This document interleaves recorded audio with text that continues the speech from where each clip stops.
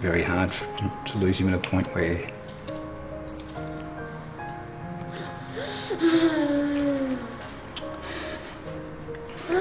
he barely started. Everyone thinks that it's something that happens to a small baby, and our family is testament that that's just not the case. How do you say duck? Duck? I remember the paramedic saying to me that it looked like it was SIDS, and I just kept saying, no, he's too old, it can't be SIDS. We lived in ignorant bliss, thinking that this could never happen to us. The highest burden of sudden unexplained death in the after year is in the first 5 years, in toddlers and preschool children. It's a mystery that's baffled doctors for hundreds of years. Why do these precious, healthy little angels die suddenly in their sleep? I went in to check on him, and basically I'd woken up to every parent's nightmare. Most of us are familiar with the name Sudden Infant Death Syndrome, or SIDS, a heartbreaking condition where sleeping babies, for some reason, don't wake up. To just be told that there's absolutely no explanation as to why your healthy child goes to bed and doesn't wake up the next morning is unbearable. But neuropathologists at Harvard's Medical School in Boston have made groundbreaking discoveries. They now know children have been dying of the same SIDS disease up to 6 years old. Infants went on and died in the second or third year who had the same underlying problem. It's called SUDIC, sudden unexplained death in childhood, when a child is older than 12 months but has the same lack of symptoms as SIDS, when an infant dies of unexplained causes under 12 months old. The difference is just the child's age. Historically, we have thought as the age of 12 months as a complete break, but through our work and the work of others, we're beginning to realize there may be a continuum.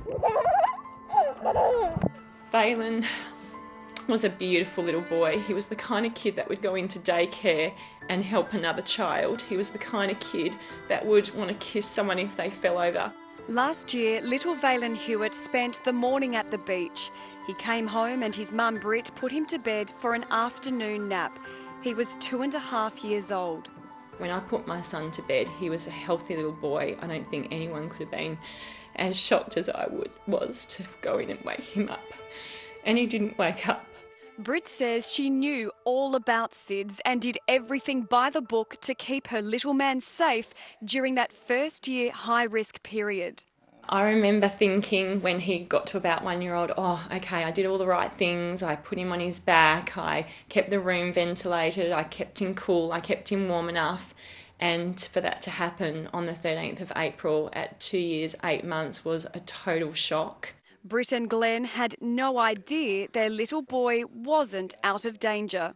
To not get any answers to your questions, you can't reflect and think, you know, if I'd just done that one thing differently. I have 1,000 things I could have done differently. I have no idea if they would have made a difference.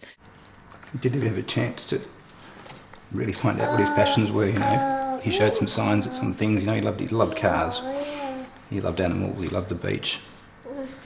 I would have done my best to make sure he loved cricket. And now they fear the same fate for their daughter Palace. By not having an answer, we don't know. Are there things we're doing that put Palace in the same risk?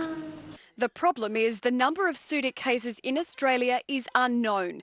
There's been no official recording system for the disease. But in America, where they've been collecting data, SUDIC kills 1 in every 100,000 children, compared to 1 in every 5,000 babies who die of SIDS here in Australia. Although it's rare, it has happened to them, and it does happen to people. Dr. Hannah Kinney is one of only a handful of SUDIC researchers in the world.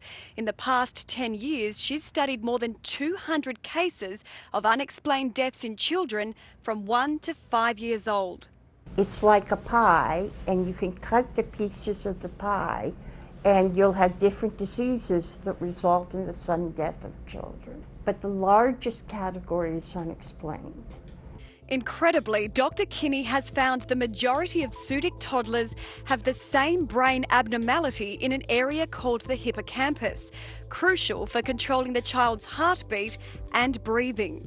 It prevents the hippocampus from functioning normally, particularly during sleep, and it can result in an abnormal wiring and sudden discharge and affect the brainstem and result in sudden death. In many of these cases, Dr. Kinney has also found a history of febrile seizures. Little Valen had a febrile seizure just a year before he passed away. And in the story with the hippocampus, we found that 60% of those children had a history of a febrile seizure, a seizure with a fever, or family history of febrile seizures. Febrile seizures are fairly common in toddlers. It's when their heart suddenly beats a little slower or their breathing stops briefly. And now this information could give parents a warning to take extra precaution. We give this information to the clinicians, and they are in the process of devising new guidelines around the treatment of children with febrile seizures. You just think that you're in the clear after 12 months. Like the Hewitts, Robert and Kylie Trewin say they too had never heard of Sudic.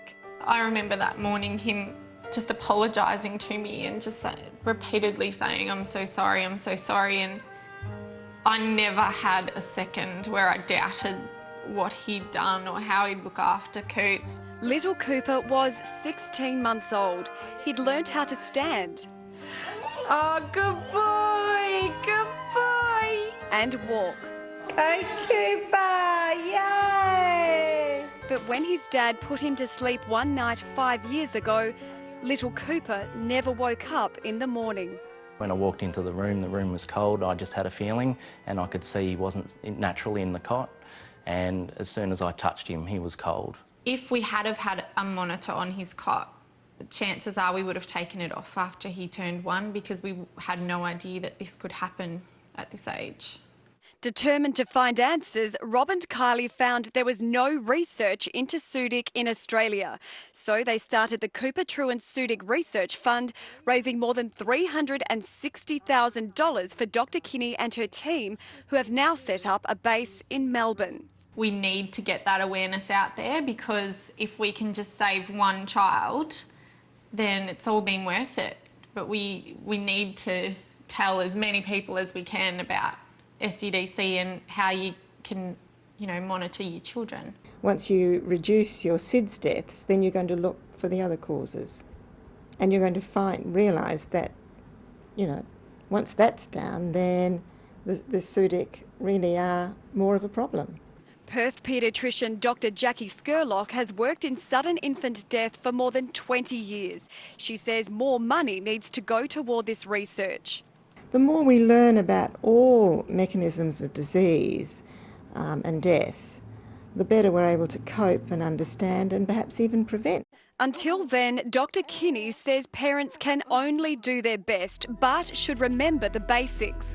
When your baby is under a year old, don't sleep in the same bed and make sure they're put to sleep on a firm mattress on their back.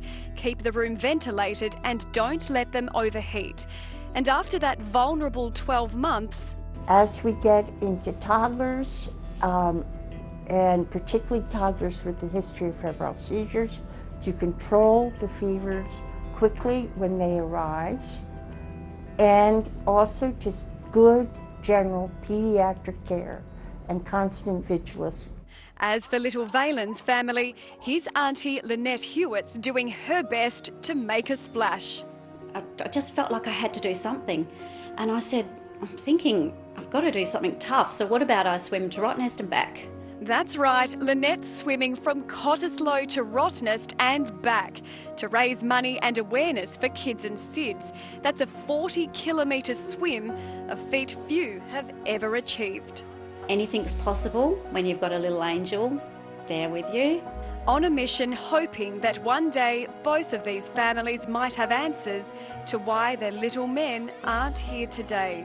And so we're asking anyone that has kids, that loves a kid, that knows a kid, to please donate so that we can solve this mystery, so we can get an answer, so we can buy that piece of the puzzle.